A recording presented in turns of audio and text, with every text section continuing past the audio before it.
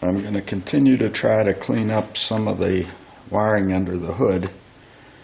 I've got a fuse for the sniper and a relay for the sniper that I've got to mount. And I think I might have located a place if I can get that one clamp off. And I'm not sure I can easily. It is loose. Not sure what's holding it on because you can't see the back side. But this was holding a wiring harness right here. Okay. And if I can get that off, my hope is to use the hole for it to mount this relay. Then drill a hole over here and hopefully mount this fuse somehow that it's out of the way of the hood pin switch for the alarm. And I just dropped it. I was thinking of putting a grounding bar here and ending up with two grounding bars under the hood, because if I put one here, I have a wire that's got a ground from the pin switch, which is in this original wiring harness somewhere.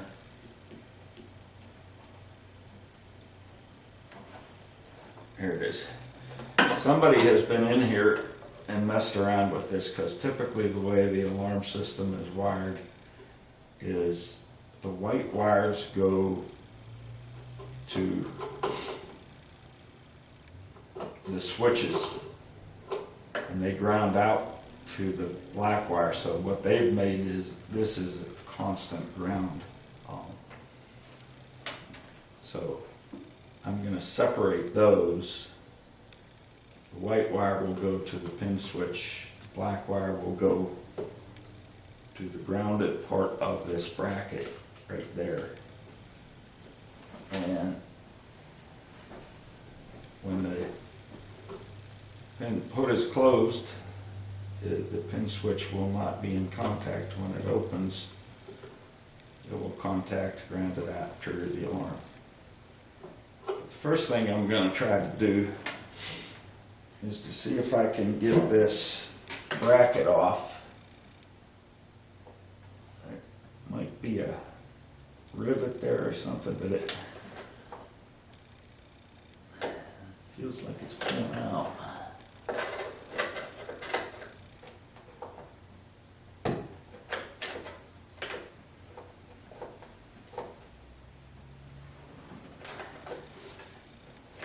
Maybe it's not, maybe it's just bending it. At any rate, somehow I'm going to get this off and end up with a hole there, even if I have to cut that rivet off and make a new hole to hook up that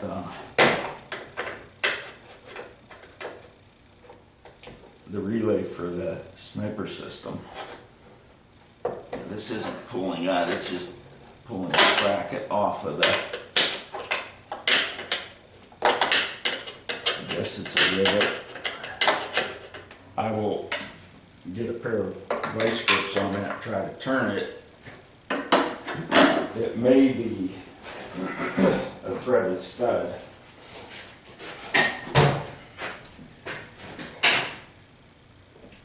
At any rate, that bracket had to get disconnected from that so that I have room to work to add my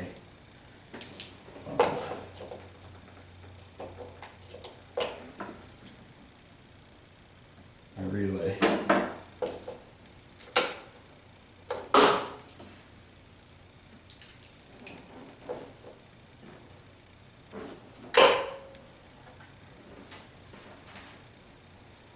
think it's just spinning on the stud. I can grip it tighter.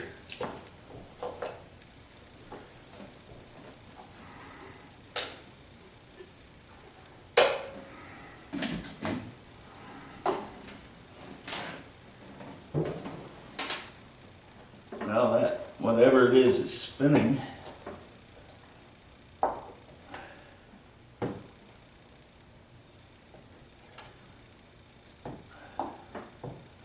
Possible it's pop rivet.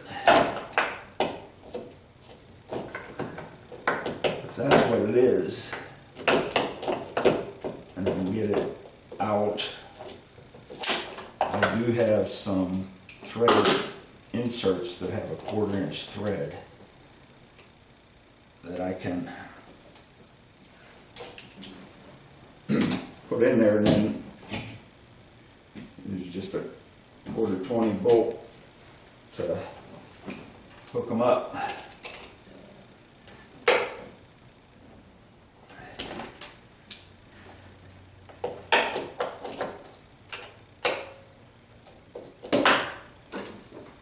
You know what I'm going to do? I'm going to do it off camera, I think.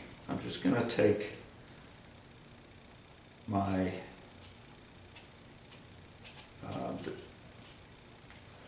little cutoff tool and cut that off. Once I cut it off, one of two things is going to happen. It's either going to fall through the hole, or it's going to stay in the hole. If it stays in the hole, I'll just drill a hole for my stud. And if it falls through the hole, I'll just try and use that hole for the stud. Worst case is if it's too big for the insert that I have, then what I'll end up doing is I'll put some JB weld on it and then drill a new hole in either that or in the fiberglass there. I know from being under that hood or under that dash so many times, and that's right next to the place where the wires came through, there's nothing under there to hit, because like I said, I've been under there a dozen times. Actually, I didn't get the cutoff wheel out. If you notice, I have a pair of vice grips. They're clipped onto the top of that stud. And the reason they're on there is that I decided to just use a hacksaw blade. I'm most of the way through this, so a little bit of video here on cutting it, but basically that vice grips are so that the stud doesn't turn while I'm trying to cut.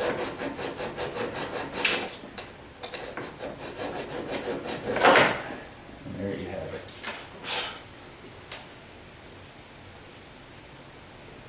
Okay, that stayed in place, so it's going to allow me to just drill a little hole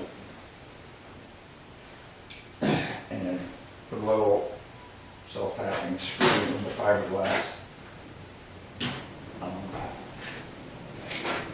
I'll have to get the drill bit out and get set up to do that.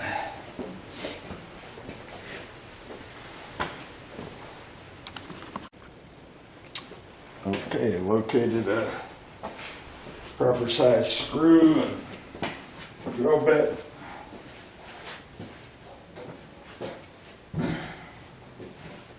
Find the place to drill. I think this is not as important as where I want to have the relay end up. And it's not too critical. I don't want to stick it out too far into the engine bay because right now I don't know exactly what else is there. But the clamp that holds the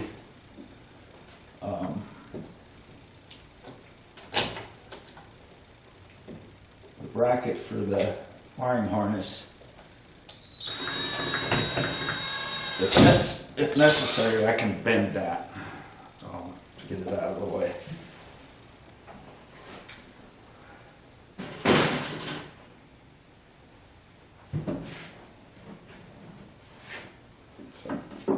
basically because I got to hold three things, I stuffed some paper towel in the head of the nut in the socket so that I won't lose it.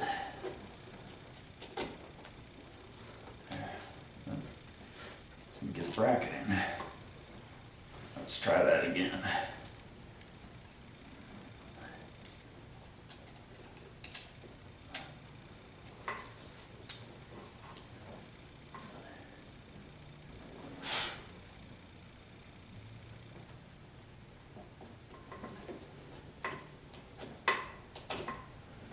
Okay, that appears to be in the hole. Shove this out of the way, and like I said, if necessary, I can bend that further in. I'm sure that's not going to interfere with anything.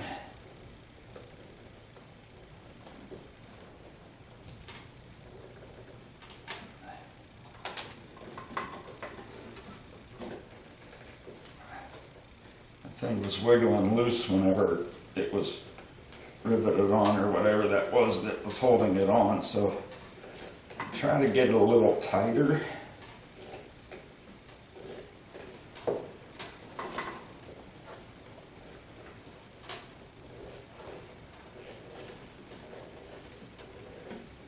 Have it be in position so it stays.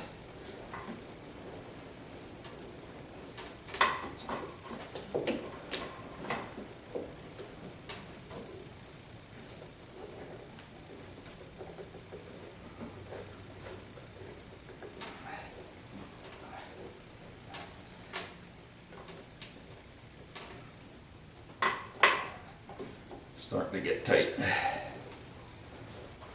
don't want to put too much pressure on this because I'll strip that fiberglass out. There. Those will stay. And the piece of paper that held the screw in comes out.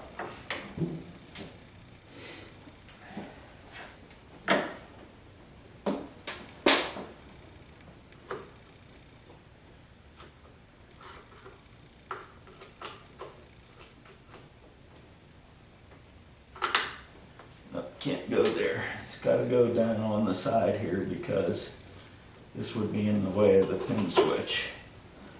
So it'll make me another hole there.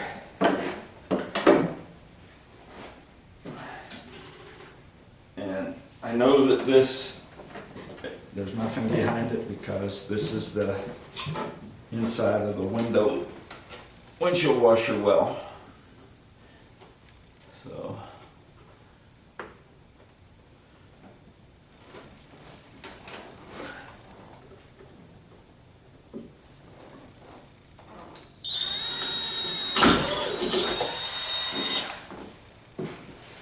make sure I've got that in the frame and go get myself another screw.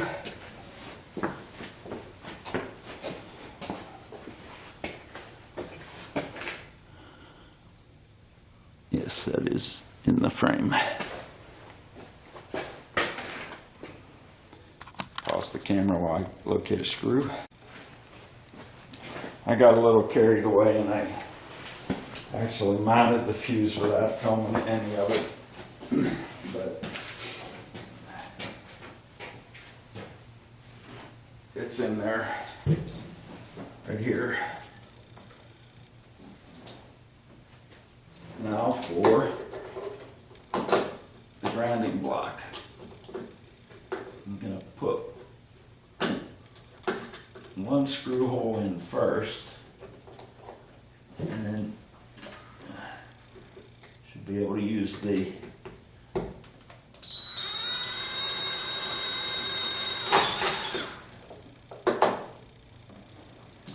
actual block to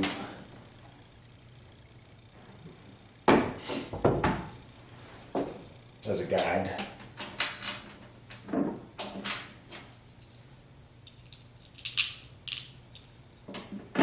So by doing this, I will know that, oh crap,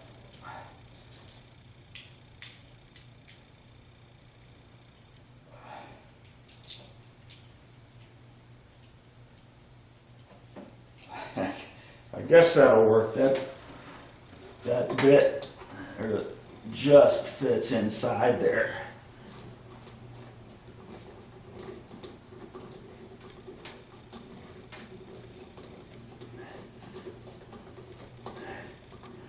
Didn't think it was going to work. Thought I was going to need to try and find a screw with a slotted head.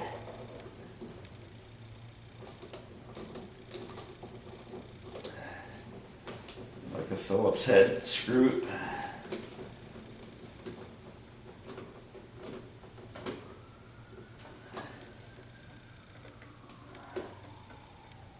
Okay.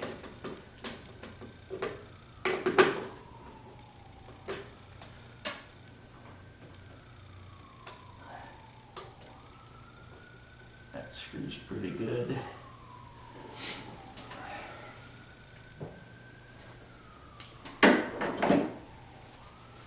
Drill the other hole.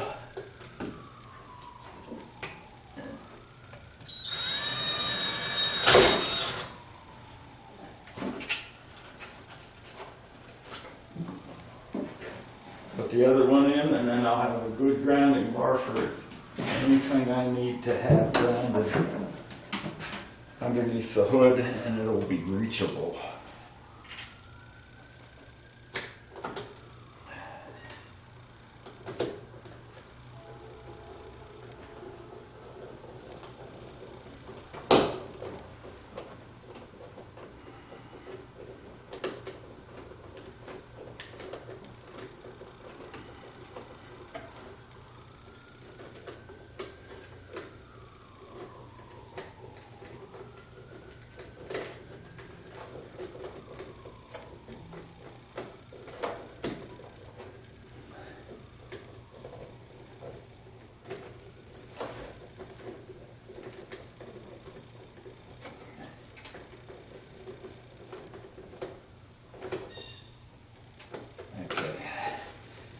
That's a good amount. Those screws that hold this in are not grounded, so can't use those as a grounding point. The first thing I think I want to do is I have my ground wire that runs all the way back to the battery through, actually through a couple of these, but I need to put an eyelet on that so that I can screw it down.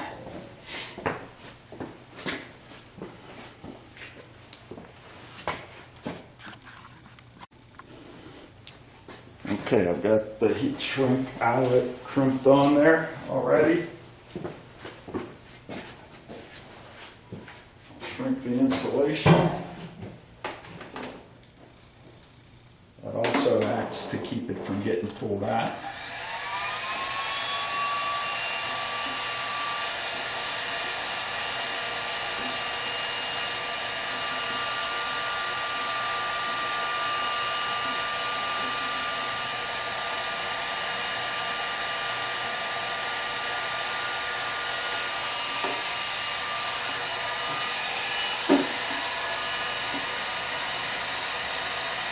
Make sure I get it from both sides as good as possible.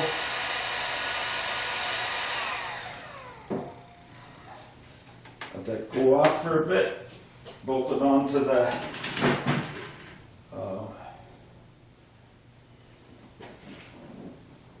grounding bar. And that will be a good ground all the way back to the battery. One of the other things I have to do is I have to lengthen both of these.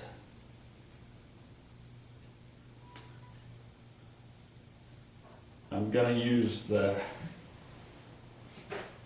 heat solder type connectors on those, I believe. But first I have to cut them. If you've been watching along, you might recall that I need to lengthen those two wires to get that harness to plug into my sniper connection.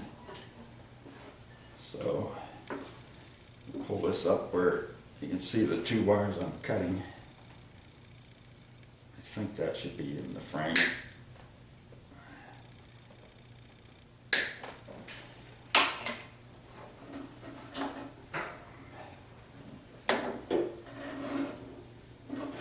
So I need to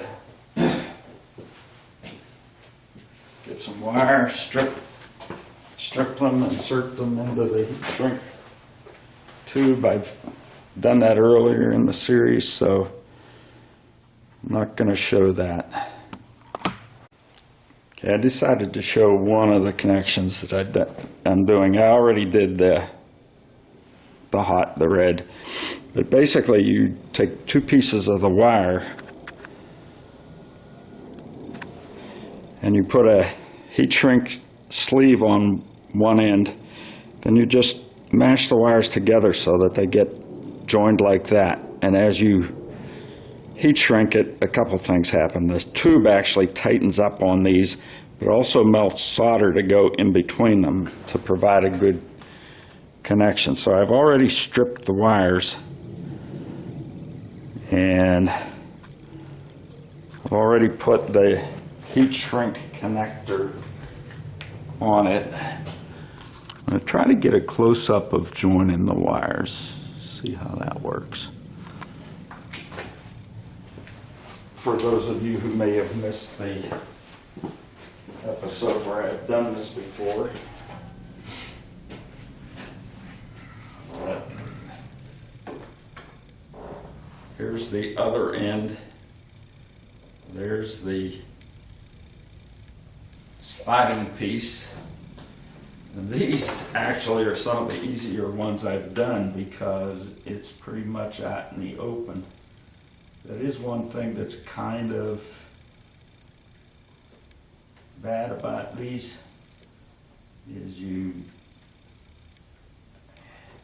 you have a lot of room to work, they're pretty easy. If you don't, and especially with trying to get a heat gun in there.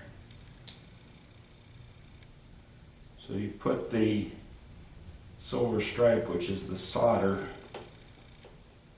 right over the place where the wires are joined. And just let me make sure that that's in the frame. It looks like it is. And then I'll apply some heat, trying to hold the heat gun at least for a while where you can see what's happening. I have a backwards reflector on the gun so it does heat from both sides. When I was first starting with these, I guess there was a learning curve, as I expected that silver spot in the middle to disappear as the solder melted. It really doesn't, so you have to watch alongside the place where the solder is to see the melted solder.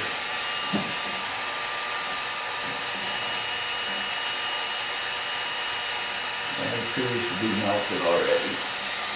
And I think you don't want to melt it too much because, like in this case, it was slanted down. It might run all to the low spot.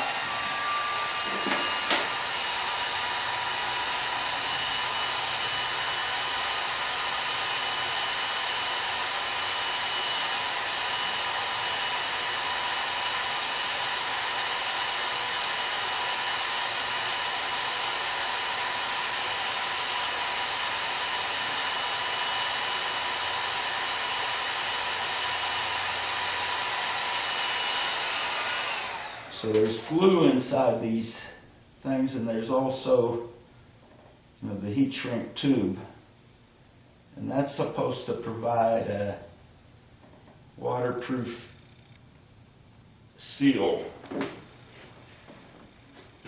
So that's the 2 ends where I'm adding wire so that I can get the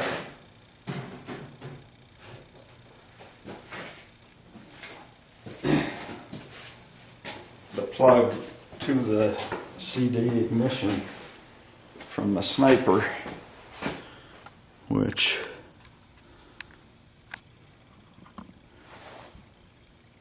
is over there. I will point it out. So what I'll basically do is strip the other two ends that go to this,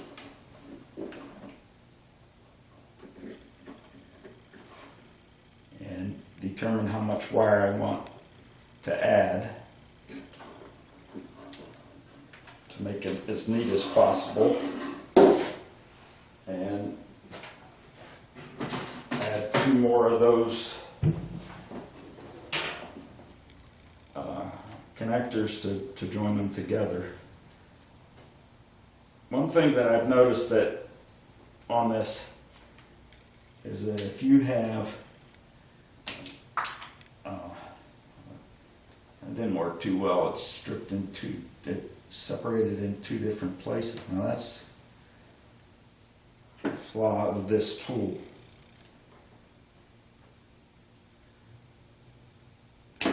But the good thing is I can push that back and it'll still be under the heat shrink tube and it'll be insulated.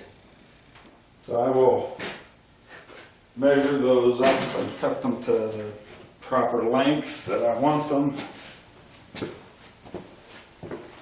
And then I'll be able to plug that into the ignition box.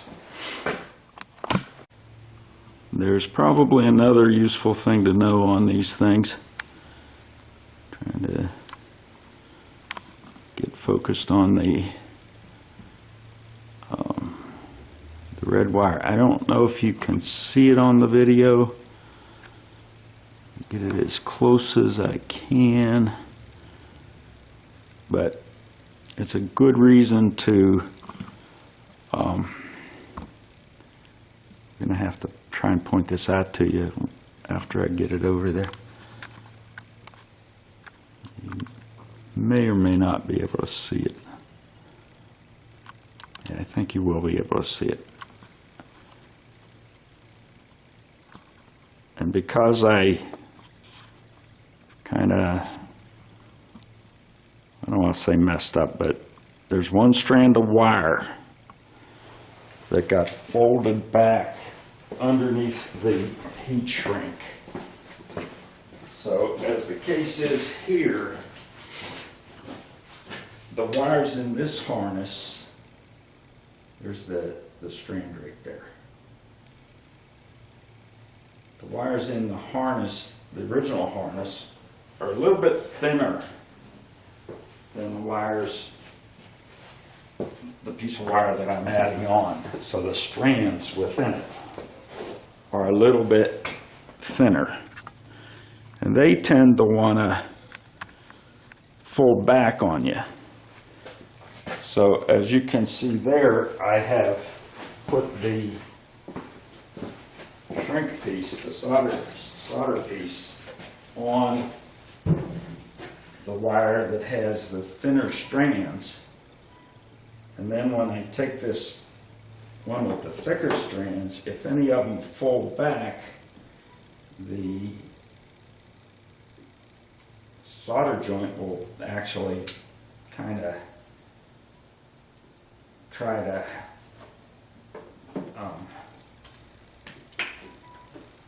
push those forward.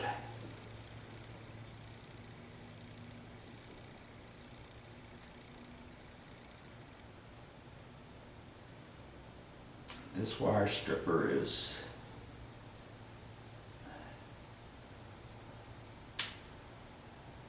kind of hard to use. It's doing the same thing to me it did the last time.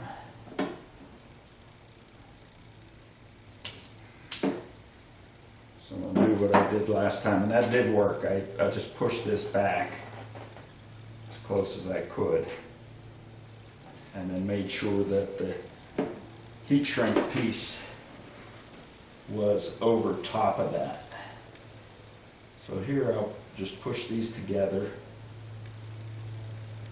and some of those thinner wires are wanting to bend back so that, well, even the thicker one got outside of there.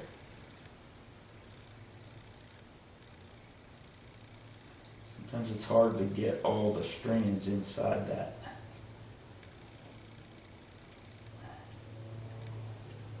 Piece there. But you want to have them all in there. There, got it. So I'll push this, making sure that my heat shrink is over the part that had a little tear in the insulation. So I know that's still going to be good. That's only a ground wire, so that's probably not the end of the world, but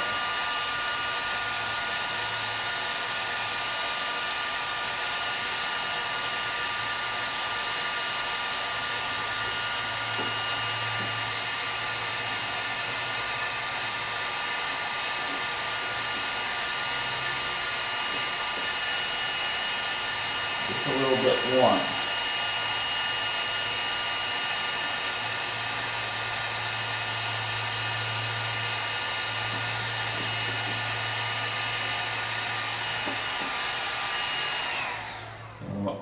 I want to hold that so that the solder dries more or less in a straight line. If you don't, I've noticed that they can actually kind of dry in a bent position. That ought to be enough.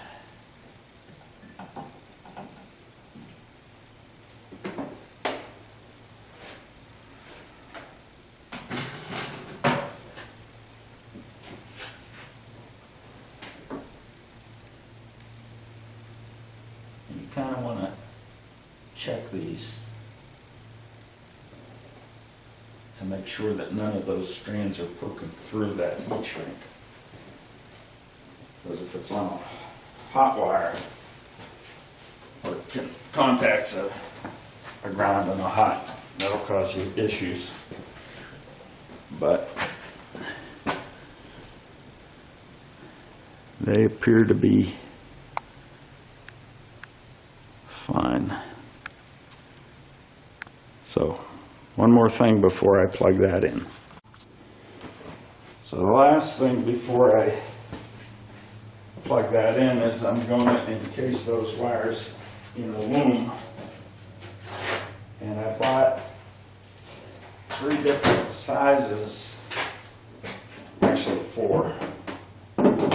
This was 3 sizes in one package.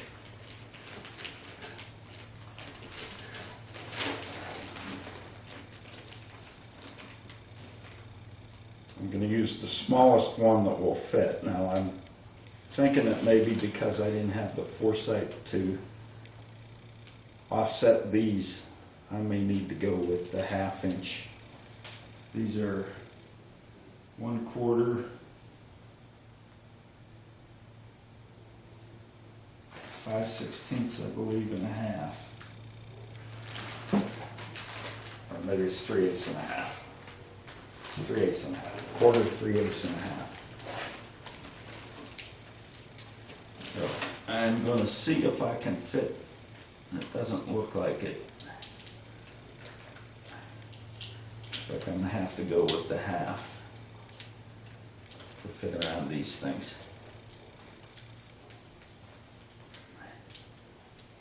I don't think the 3/8 is going to be big enough. Nope. So we go with the 1/2. I have 3/4 if the 1/2 would be too small. So I was trying to do this without pulling all these out of the bag because I know once it gets unwound it's going to be a big mess. But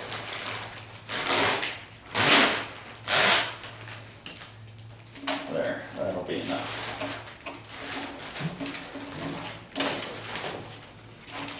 So basically there's a slit in these looms, and you just have to open up the slit.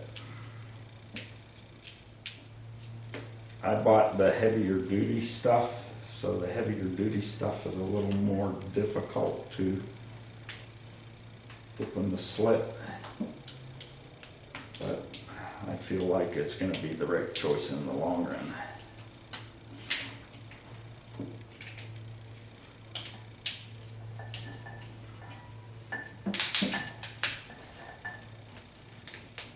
Once you get this all the way down as far as you want it, at the end you wrap it with a quick wrap of black tape just to hold it together. And since I can't get to that with the black tape very well, I'm going to back this off a little bit, wrap it where I can actually get to it, and then push it to the end.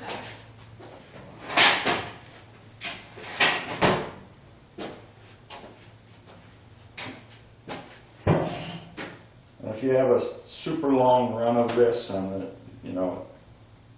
could be the wires will try to bulge out of it, and just put another wrap of tape where it's trying to escape, and that'll keep it inside the loom.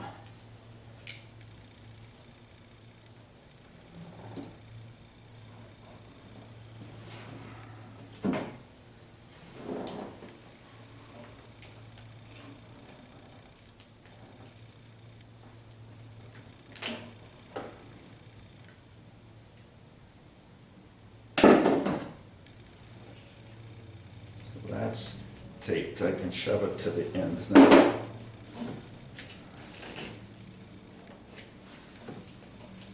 I can feed these two wires into the loom, get it measured as far as I want to go, cut that off.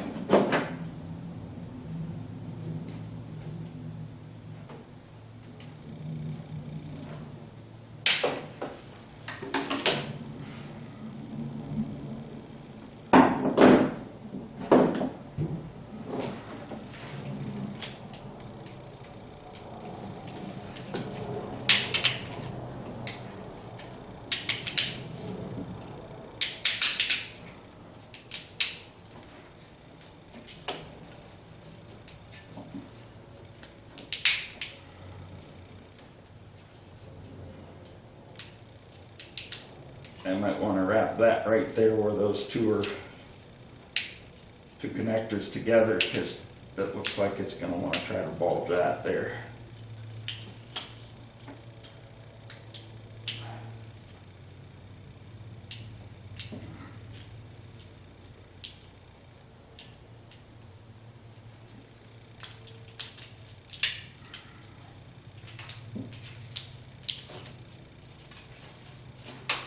So that's what that's going to end up looking like. A little bit neater than the red and the black wire just hanging out there.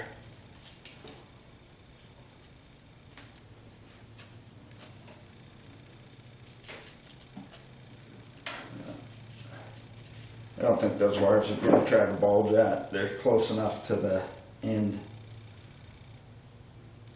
that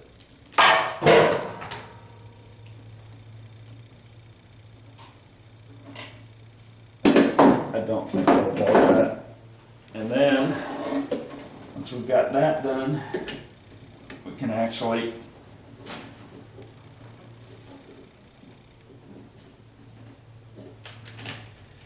connect that to our Sniper CD unit. And I'll probably wire tie this somehow to keep it from bouncing around too much, but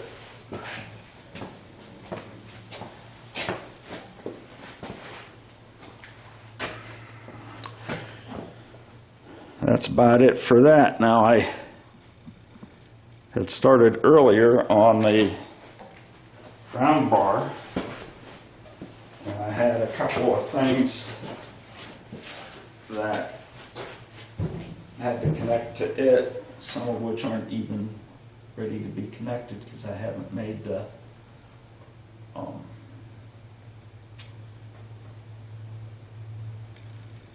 haven't put the ends on them. But this was the ground wire coming out of the,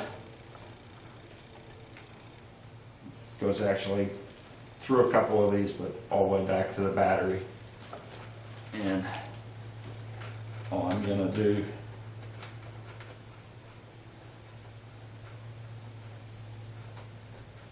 connect that up to the far end. And maybe I ought to see if I should run that wire a different direction.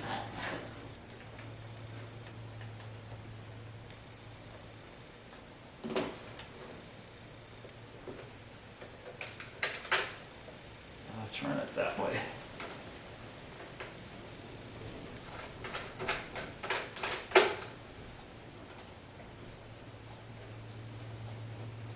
I'll get a wrench and tighten this down, but now that that's connected, anything I screw into these other three terminals, one of which will be another wire to go to the front, and I'm going to add a fourth one of these.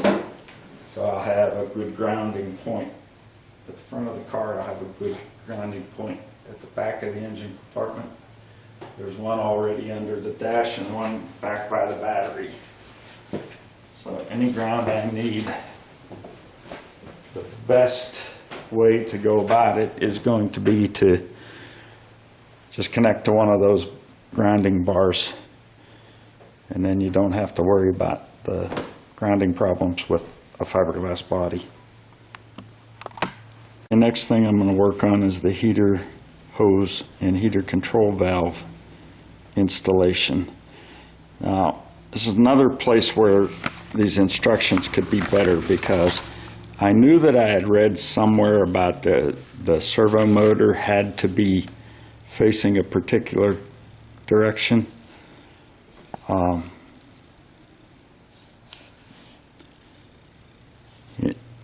Over on the wiring diagram, it says, install with servo motor facing down as shown, which is fine, but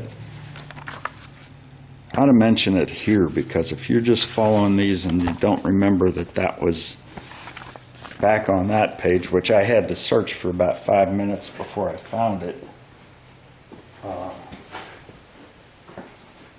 you could screw it up. That's probably not the end of the world, because it's just connected with hose clamps, so you can probably rotate it. But okay, so this is the wire coming from the control unit that goes to the heater control valve, and it requires a ground. It says it can ground it on either side of the firewall. So that's one of those places where my little grounding block is going to be really handy, because there's three relatively small wires here. I'm going to put them in a one of these wire looms, just like I did some of the other stuff. One of those is a ground for the heater control valve. Find out where the split is in this.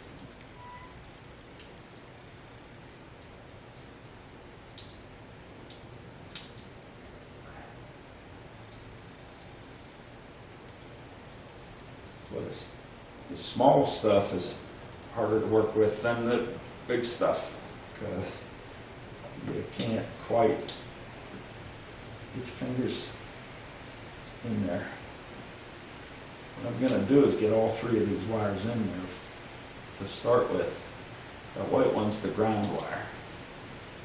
So once I get them all in there, I'm going to tape that so that they stay in there.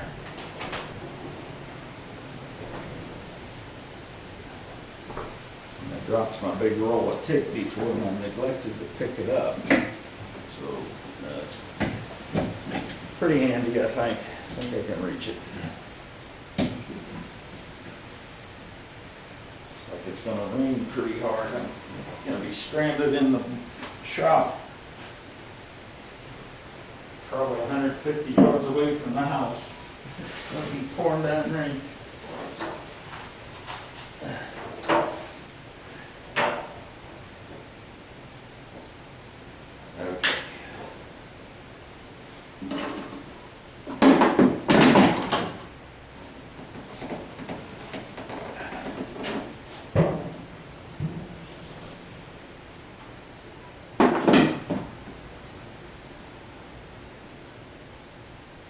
Get my tape around there and run it up close to the firewall.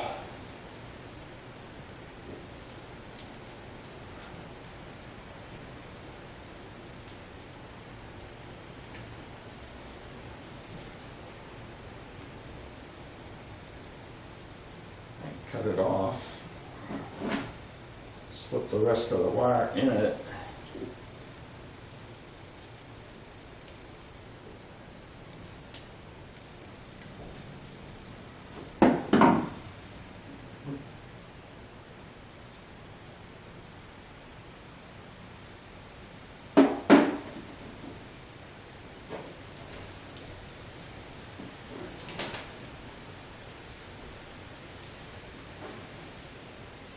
My little white ground wire up to my grounding block.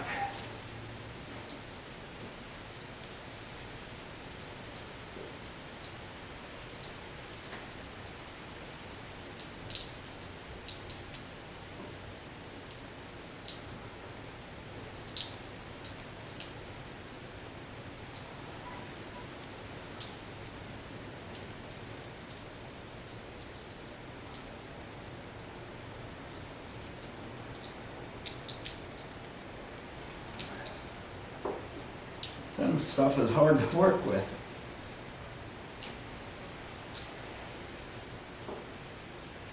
But I don't want to have too thick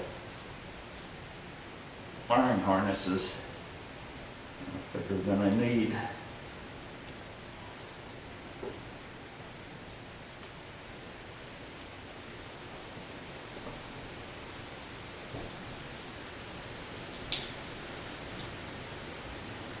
Somebody makes a tool that helps you insert this stuff in the wires in these looms. I'm not sure the tool wouldn't be too big for this smaller loom. And again, it's probably more suited to making a wiring harness where you're out in the open and have all the room in the world to work rather than trying to fit it someplace where you've already got wires and they're connected and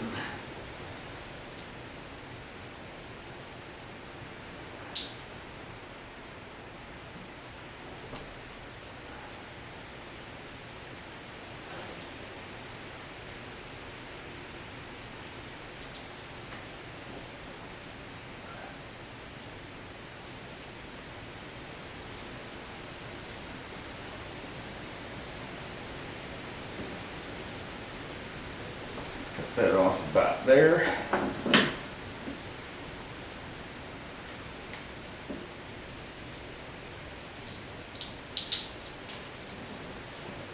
That should fit nicely.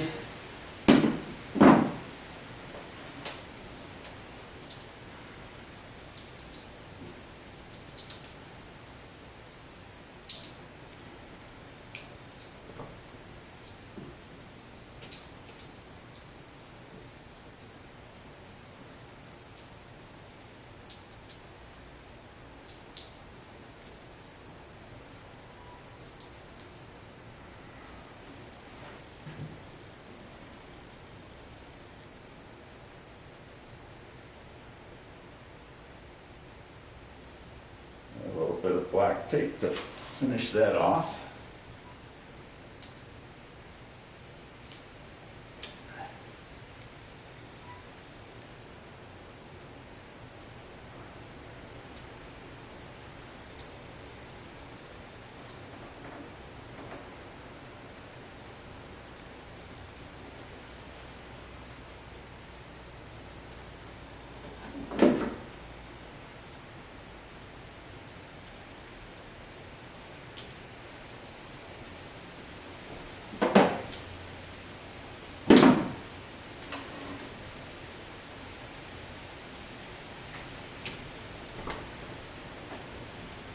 So there's the plug for the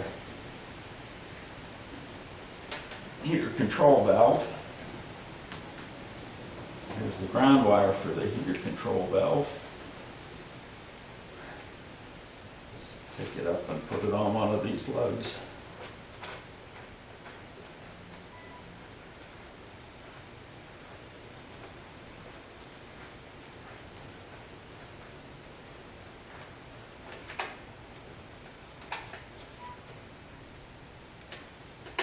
I guess you could go too crazy with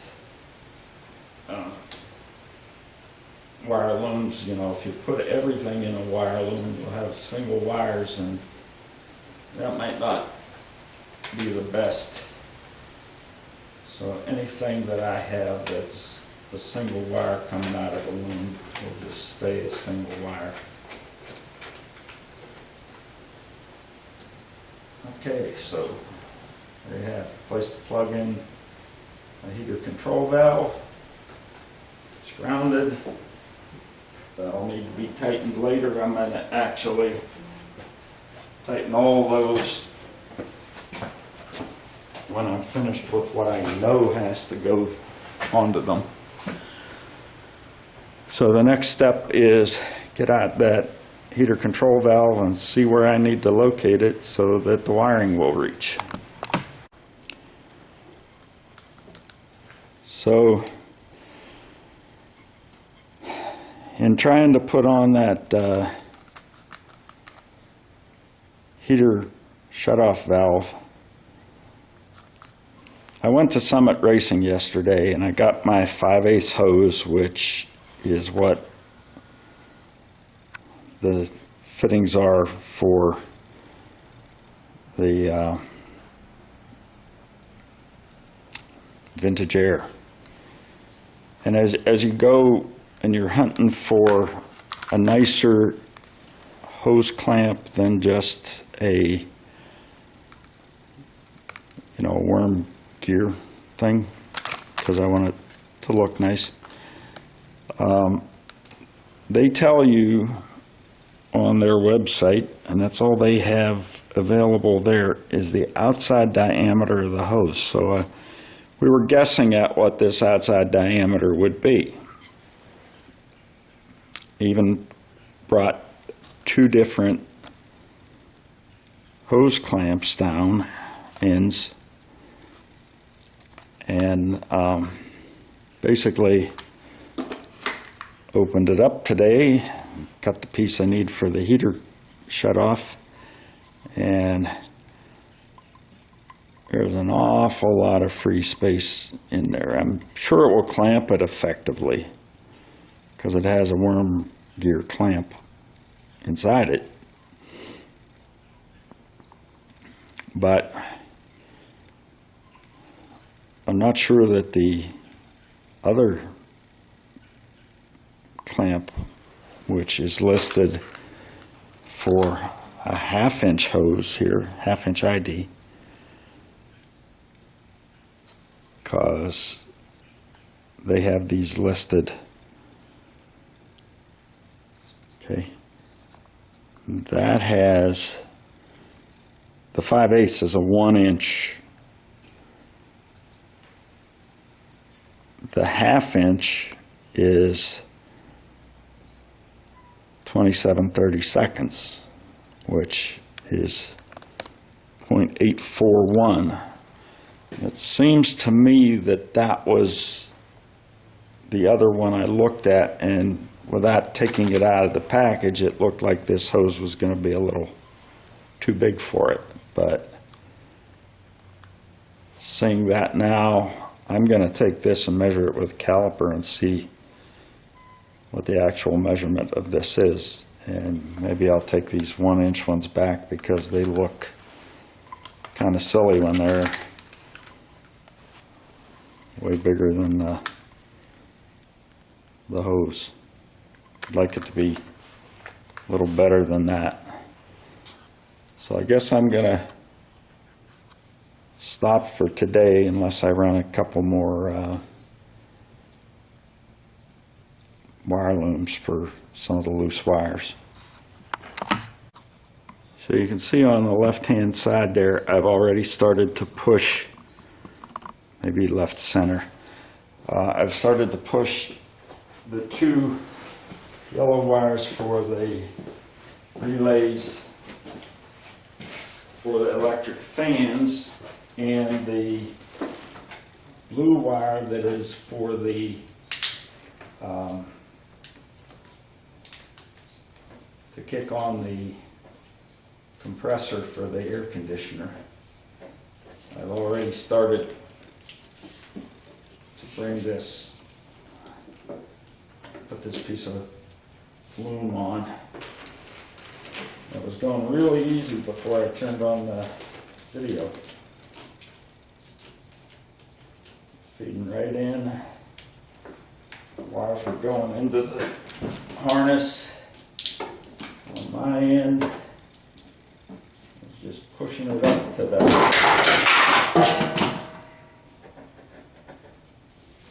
pushing it up towards the firewall.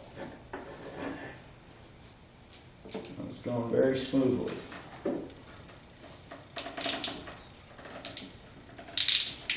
This is the 3/8 inch size loom.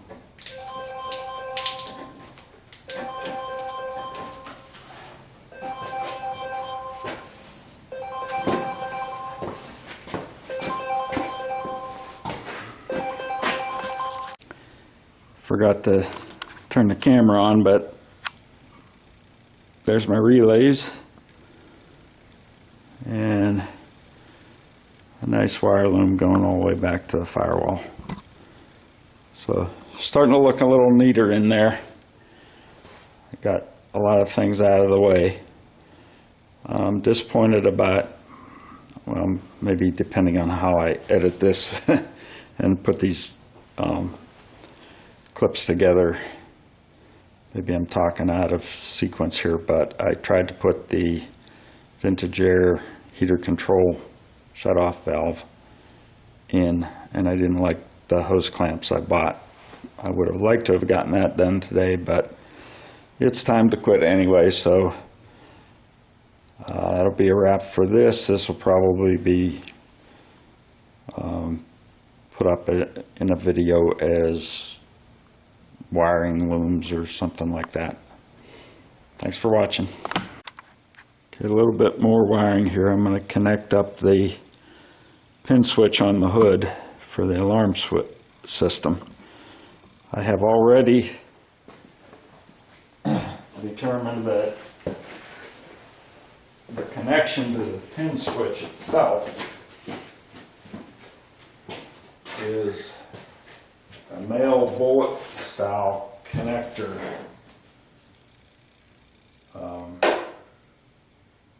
And I've already put a connector on there. I'm just going to try to grip it better with these pliers because it's close quarters working in there.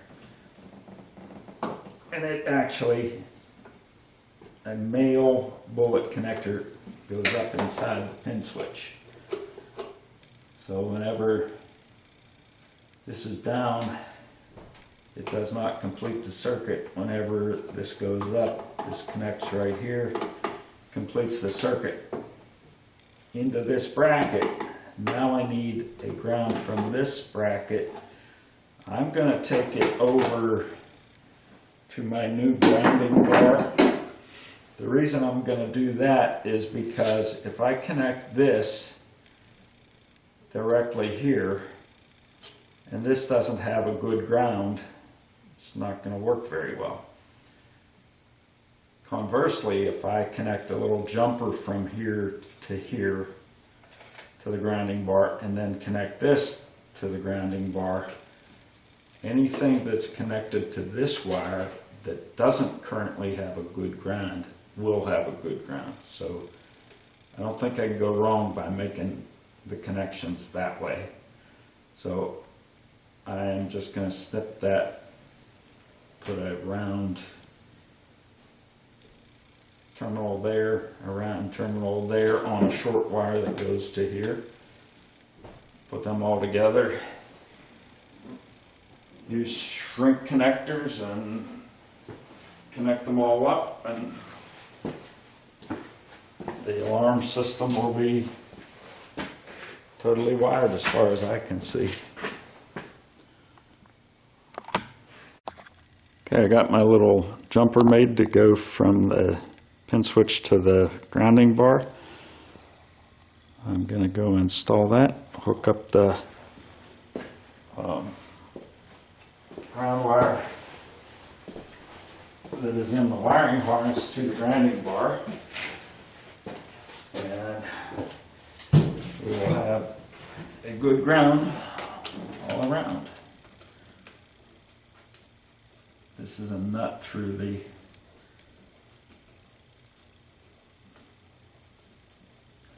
top of the firewall through to the window well, or windshield washer wiper well.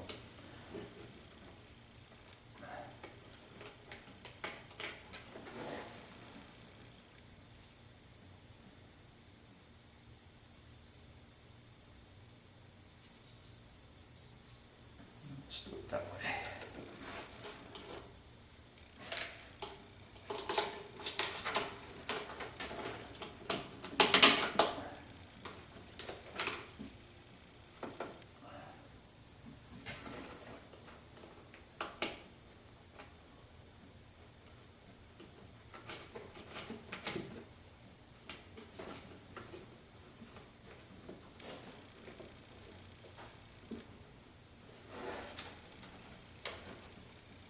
Okay, just run this down along here. I don't mind putting multiple connections on these inner ones, but the one coming from the battery and going to the next grounding bar, I like those to be by themselves so that they're really good connections.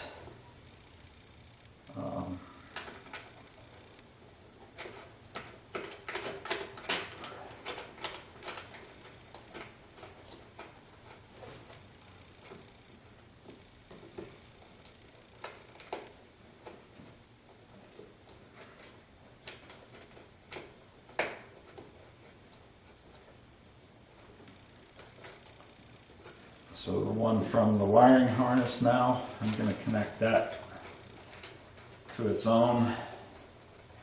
I think that's all I'm going to have connected here. So I have the one from, I forget whether it's the Sniper or the air conditioner. I think it's the Sniper. And the pin switch. They're together on one ground.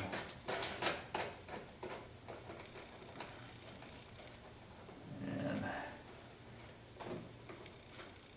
these are 7/16 inch nuts on the grounding bar, so I'm just going to tighten those up real quick since I think I'm done with them.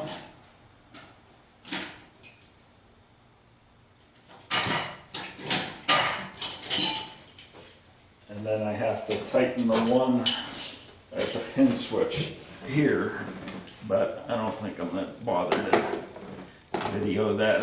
I have to search for different little wrenches. That might take me a while. But these are now going to be good grounds. Don't have to worry about rusty connections maybe on the frame, or maybe I painted something and it didn't make a good connection, or any of that kind of stuff on those circuits anyway.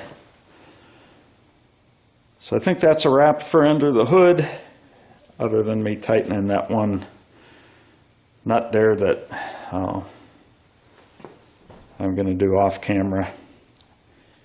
And then I think I'm ready to take this body back off of the frame so that I can start working on the engine and installing the engine, transmission, headers, so on and so forth, before I put the body back on the frame for good. So just one final little note. The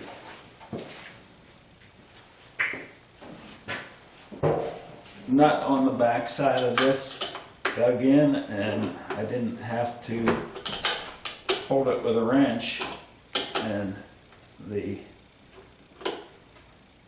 it's a 5/16. This wrench isn't cutting it right now because the clip is preventing the box end from going on all the way, and that's one of those goofy ratcheting or semi-ratcheting wrenches that just slips around the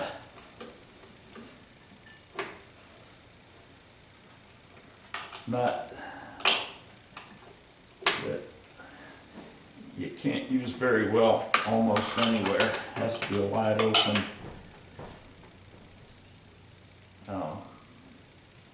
access to the nut. So I had to go get a regular wrench. So I think that's it. I'm going to start preparing to remove the body from the frame again. So as I was trying to find, get wires out of the way in that preparation of lifting the body off the frame, I came across a hole in the fender well that already had a nut and bolt through it and nothing to do there. I wondered if that was going to be a good place to mount my relays for my fans. And I've got the one that's already been put in there. I'm drilling a hole for the second.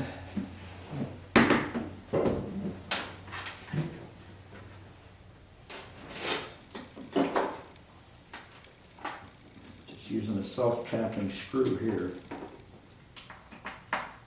since I had to make the hole, and that's the only one I could find that had a head that matched the nut and bolt that was in there. So that's what I'm doing for now, and maybe at a later date I can just enlarge that hole, put a nut and bolt through it, but at this point I don't really see a reason to do that.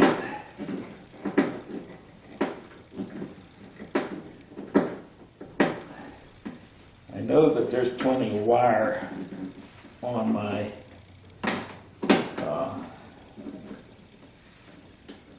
wiring harness from the relay, so I'm not concerned about it reaching the fans. So that's a decision and a job that I was going to have to do. Decision I was going to have to make, job I was going to have to do. And now I've got my relays for my fans mounted. So I've been complaining about the thinner connectors that are the heat shrink ones, and this is the special tool for the heat shrink connectors. I've been complaining about not being able to crimp them so that the wire stays in. And I was just putting this away, and I see there appears to be an adjustment here that if I remove that little screw and move it, I can change how tight this goes. And if you look at where we're at here, there's quite a big gap between those